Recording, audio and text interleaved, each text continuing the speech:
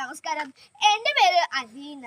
ഞാൻ ഇവിടെ പറയുന്നത് വായനാ ദിനത്തെ കുറിച്ചാണ്.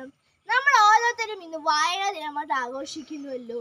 ഇന്നത്തെ തീയതിയൊക്കെ എന്നാണ് നിങ്ങൾക്ക് മനസ്സിലായല്ലോ. ഇത് ജൂൺ 19 അതാണ് നമ്മൾ വായനാ ദിനമായിട്ട് ആഘോഷിക്കുന്നത്.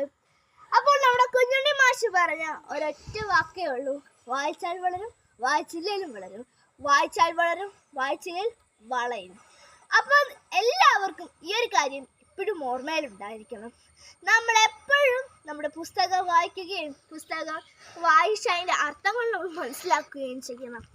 ഓരോരോ വാക്കുകൾക്കും ഓരോരോ അർത്ഥമുണ്ട്. നമ്മൾ ഓരോരുത്തരും എല്ലാ ദിവസവും പുസ്തകം വായിച്ച് നല്ലതായിട്ട് വളരണം. നമ്മൾക്ക് നമ്മുടെ വിദ്യാഭ്യാസത്തിൻ്റെ കൂടെയുള്ള ഒരു കാര്യമാണ് ഈ വായന.